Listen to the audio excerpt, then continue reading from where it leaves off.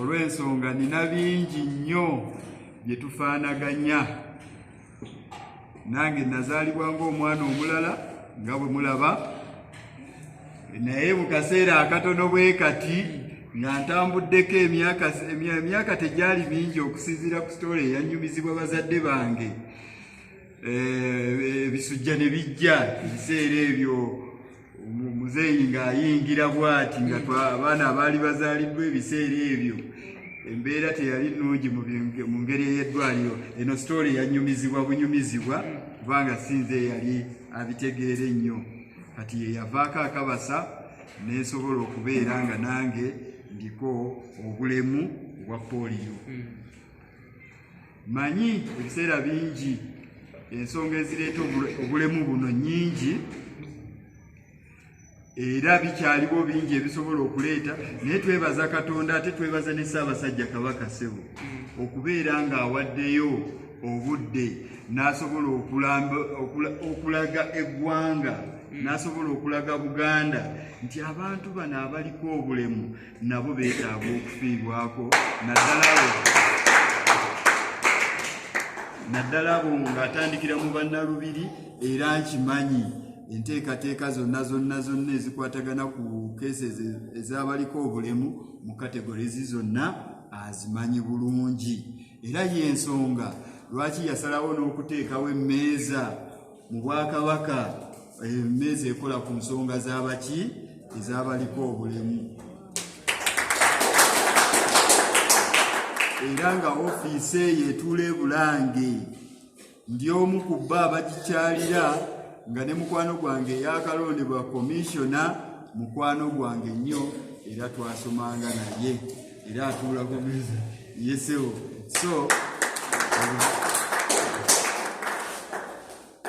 kati bannange mmwe abaliko obulemu, nze nga kintu taddewo gwe mulaba ababuulidde gyevudde nga bwe natandika, nange ndowooza ensi yali erowooza nja kubeera nga ntambula ng'abantu abalala bonna, naye ne neesanga nga ndiko ki obulemu. Okusoomooza kungi kwe tuyitamu ng'abantu abaliko obulemu naddala nga tujja tukula okuviira ddala. Ate neebaza ng'ogyeko ate ffe omugigi guno ogukuzeeko, kubanga ebiseera biri ebyemabega Ssebo mukadde waffe Kyekiboobo, nga n'omuntu okujja wano okunnyonnyola ebyabaliko obulemu nga naabo tebaliiwo. Naye kakati essaawa zino tulina n'omukisa nti tulina mikwano gyaffe abasobola okubateekateeka ne bajja mu maaso go ne batandika okunnyonnyola nti kino ekika ky'obulemu kiri bwe kiti, kino kiri bwe kiti, era kino kiri bwe kiti. Naye ffe abamu twasoma nga bakutwala mu ssomero ng'amadaala gakoma eri, naye nga naawe olina okwefaako oyingire ekibiina ekyo ng'ate tewali najja kutunuulira kukwatirwa kisa nti naye ono. Kakati mu mbeera eyo ffe okusomooza kwali kungi, era y'ensonga lwaki tusobodde okulwanako tusobole okuvaayo naffe tusobole okutangaaza eggwanga nti bannaffe bano abaliko obulemu baki bantu. Kale bwe tuweebwa omukisa ne tuweebwa n'olunaku nga luno nti Buganda esobola okuteekateeka mu nsonga zonna, ne tuteekerawo olunaku tusobole okujja naffe tweyabye mu maaso gammwe, tukyebaliza Katonda, tulaba nti ddala Mukama atuzzeemu, naffe tutandise okutuuka eri gye tusobola okutwala ensonga zaffe ne tuzoogera. Ekyo kizzaamu amaanyi.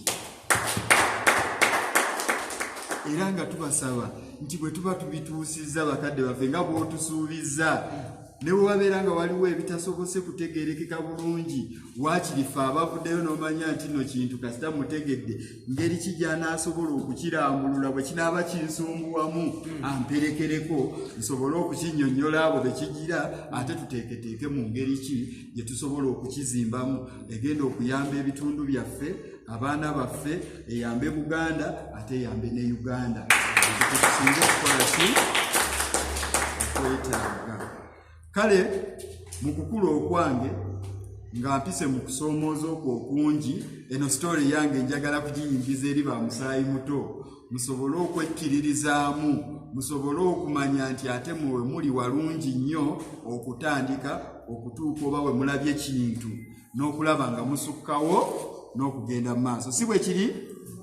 aba Good Samaritan mumpulira muli bulungi enjala ebaluma muli basanyufu kale bannaye kakati nze nga nasoma primary school ng'ate nno sirina na kagaali abamu mundabye wano nga ntambuza miggo nebaza nti nno ebiseera mu makkati awo twafunanga ku bagabirizi b'obuyambi ne batusitula ne bagamba omwana ono eyeekululira wansi lwaki tetumutwalako emulago ne bamuoperatinga amagulu gasobole okwegololamu asobole okubaako naye okutambula. Ogwo nno gwe mukisa gwe natandikirako mu nsi ng'aliko obulemu kubanga nali njavula wansi nga neekulula nange ne ŋŋenda ku ssomero gyensomera era bw'ogamba nti nno P1 ne P2 nagisoma nalinga mpeekebwa buweekebwa nenkola ki ne ŋŋenda ku ssomero naye olw'omukisa ogwo ogwampeebwa nasobola okubeera nti nno nkolebwa operation amagulu nensobola okuba nga nsobola okutambuza emiggo gino nentambuza n'amaki n'ebyuma calipers era ekyo kiraga nti nno buli muntu aba n'omukisa gwe kubanga essaawa zino nandibadde nange nkola ki nkyekulula bwentyo kati omukisa ne gunkwatira awo nensobola okuba nga essaawa zino ntambuza emiggo ne calipers kati sikyazitambuza ngezaako okukyusa embeera ate okwagazisa omwana aliko obulemu nti bw'oba weefuddeko nnyo buli kimu ku bulamu bwo kikyuka.